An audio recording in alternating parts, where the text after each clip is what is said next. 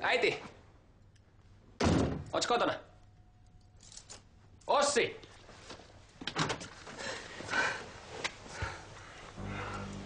Mitä helvettiä?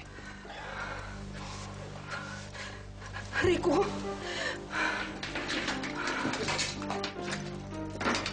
Mitä niin tapahtunut? Sä sait ihan väärän käsityksen. Mitä mä voisin enää ymmärtää väärin? Kun me ei... Anna olla! Missä sun autoa laittaa? Mihin sä niitä tarvit? Oot sä ajokunnossa? No pakkohan mun olla, kun sulla on näköjään jotain parempaa tekemistä. Älä nyt tee mitään tyhmää. Ja sit jos mä painasin sun mutsia? Häh? Ihme, että sä dokaamiselta edes huomasit yhtään mitään. Riku, lopeta! Mitä ei tapahtunut? Me vaan nukuttiin. Mä olin niin huolissani susta koko yön. Ja sehän on sit luonnollista mennä ton viereen nukkuun. Mä hain jotain lohtua.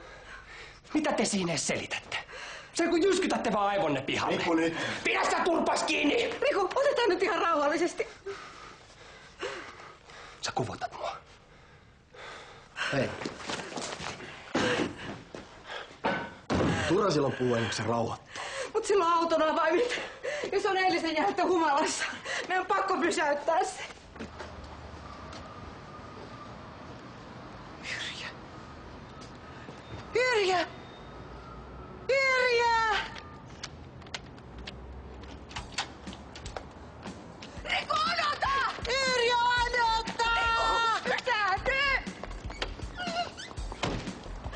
Älä nyt oo idiootti! Helvetin hullu!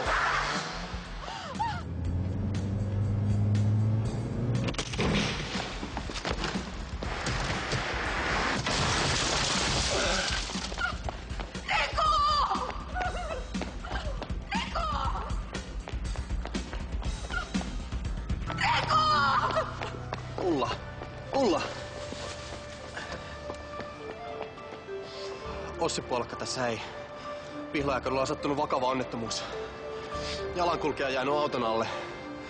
Auton kuljettaja ja jalankulkija ovat tajuttomina. Kuulet sä? Me ollaan vielä yhteydessä.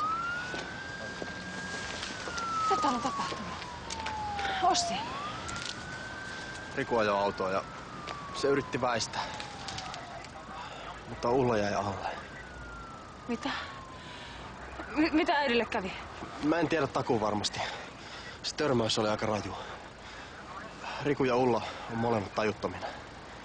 Miten tollaista voi tapahtua? Ajako Riku mun äidin päälle kännissä?